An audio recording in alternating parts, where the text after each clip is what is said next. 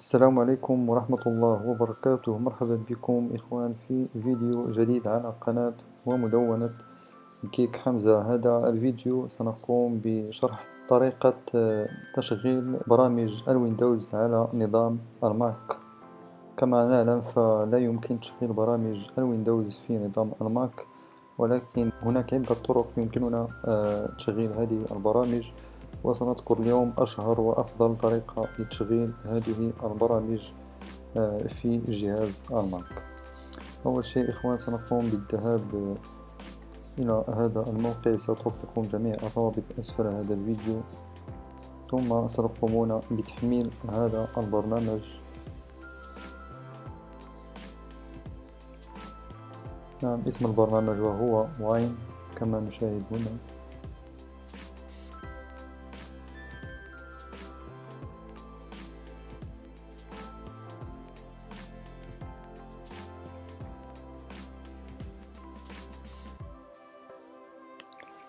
نعم، سنشاهد هذه الصفحة، ثم سنقوم باختيار نظام الماك الموجود لدينا. هنا مجموعة من الأنظمة، سنقوم باختيار نظام الماك. نعم، هنا سننقر على ماك أو إس بهذا الشكل. نعم، وهنا يجب أن أتوفر على الإكسكوارت، يجب أن أقوم بتحميله. سنقوم بالذهاب إلى الموقع الثاني.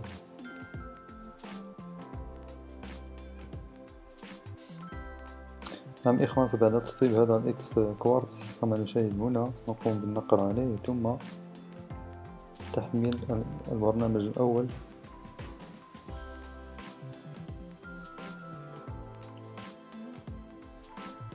ثم سنقوم بتحميل برنامج الواين الذي ذكرنا قبل قليل. سنقوم بالنقر هنا.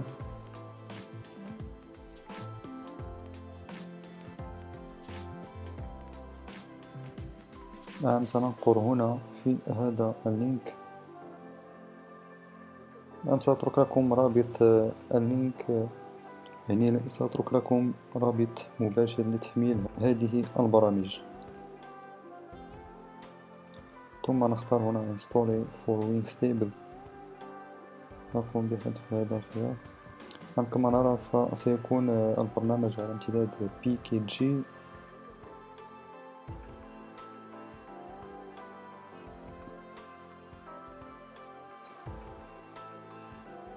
نعم، والآن بعد تحميل هذه البرامج سنقوم بتسطيبها بشكل عادي جدا كباقي البرامج.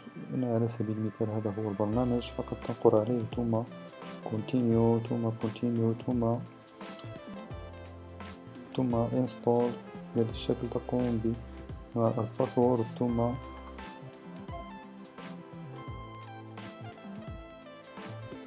ثم سيتم تسطيب البرنامج بهذا الشكل.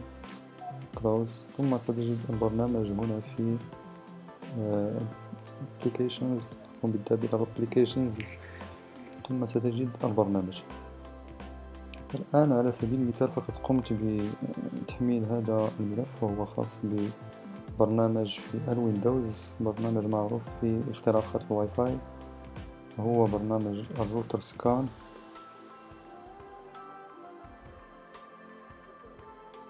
الآن قلنا بعد تحميل هذه البرامج فهناك طريقتين لتشغيلها، وهي إما عبر الضغط بالزر الأيمن للفأرة ثم Open with، ثم سنختار هنا Order، ثم سنختار هنا All Applications لظهور جميع البرامج، ثم سنختار هنا WinStable بهذا الشكل. سنقوم بفتحه عبر برنامج الوين، سيظهر لديكم بهذا الشكل. وأيضا ستقومون بتحميل البرنامج الثاني الذي سأريكم الموقع بعد قليل. الآن نتكلم على البرنامج الأول. كما تشاهدون فقد تم تشغيل البرنامج بهذا الشكل. كما تشاهدون فالبرنامج هنا شغال كما في الويندوز. الآن الطريقة الثانية إخوان، وهي عبر الدخول عبر برنامج الواين. سنقوم بفتح البرنامج ثم سنقوم بكتابة واين ثم نقوم بأخذ هذا البرنامج ثم نقوم بوضعه هنا في التيرمينال لظهور المسار الخاص به، ثم Enter.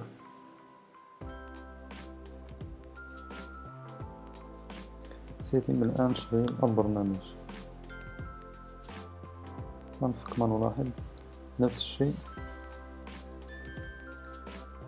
فإذا أردت مثلا طريقة وهي عبر الضغط في البرنامج نفسه ثم Open with ثم نقوم بفتحه عبر برنامج الواين.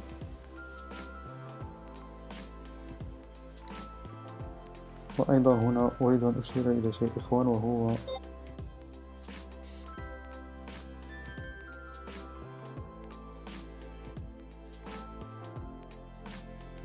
هنا فإذا كان البرنامج بامتداد exe بهذا الشكل نقوم بكتابة قبله واين ثم نقوم بكتابة اسم البرنامج على سبيل المثال روتر سكان ثم نضغط Enter.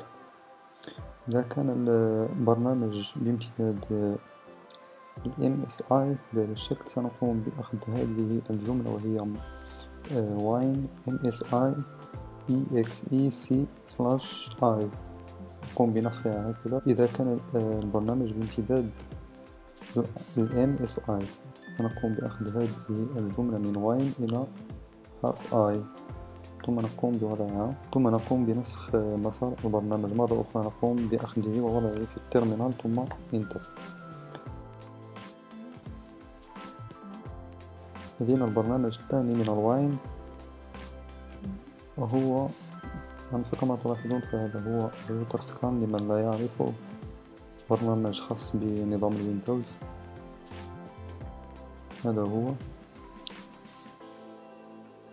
هذا هو البرنامج الثاني من الواين.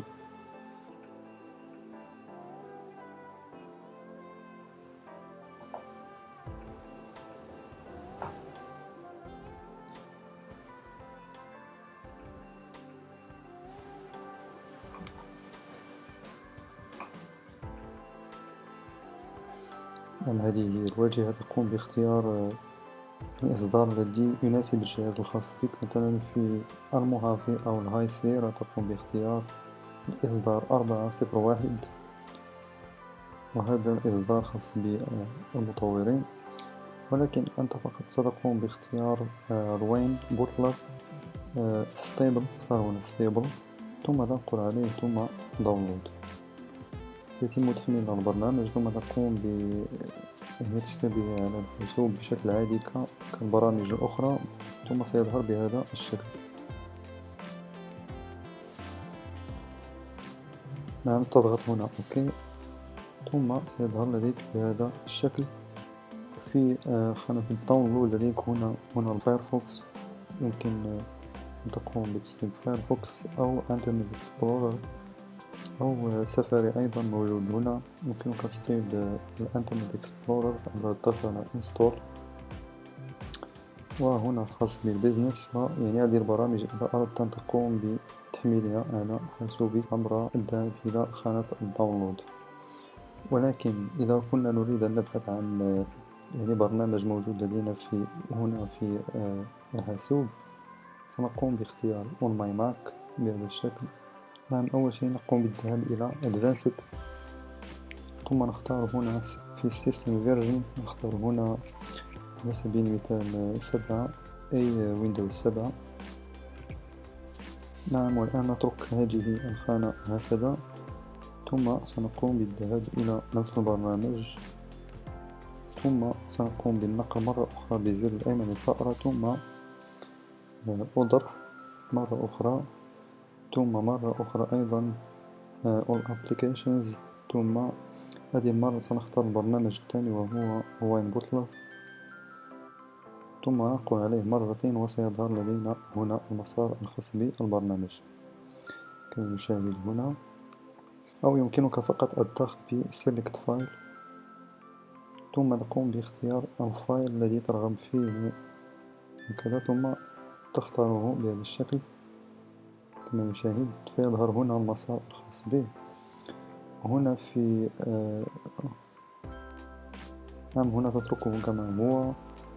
هذه الأشياء كلها تتركها كما هي. تختار هنا تنقر هنا على install، ثم يعطيك هنا الاسم. ستختار مثلا الروتر سكان، ثم في وير سنجعله في الديسكتوب، ثم سيف.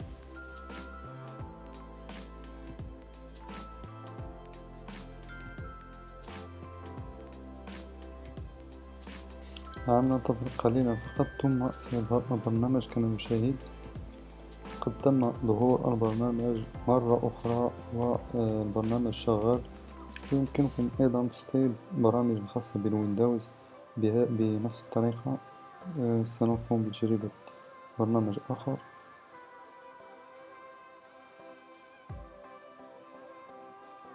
ثم تقوم بأخذ البرنامج بامتداد exe، ثم open order، ثم نقوم بفتحه عبر البرنامج wine، ثم نختار هنا wine stable.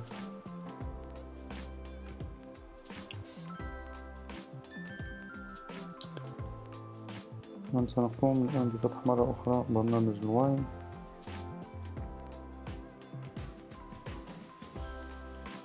ثم سنقوم بالذهاب واختيار البرنامج.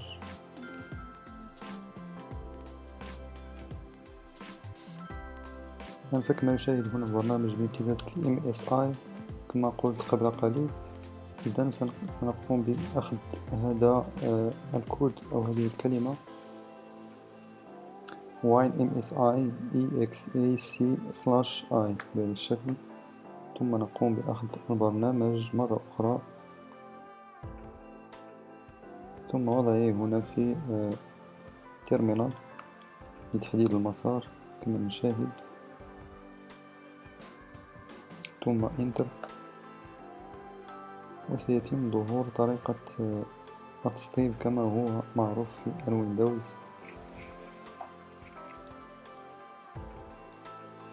نعم، كما نشاهد كما في الويندوز. تضغط next، ثم تختار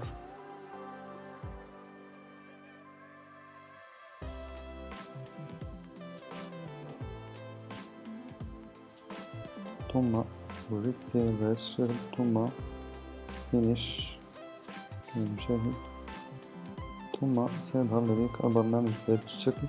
ثم تقوم مرة أخرى بفتحه عبر برنامج الواين ستيبل. فكما تشاهدون إخوان، كانت هذه نهاية الفيديو. فلا تنسوا الاشتراك في القناة وتفعيل خاصية الجرس للتوصل بأحدث الفيديوهات الخاصة بنا، وإلى فيديو آخر إن شاء الله.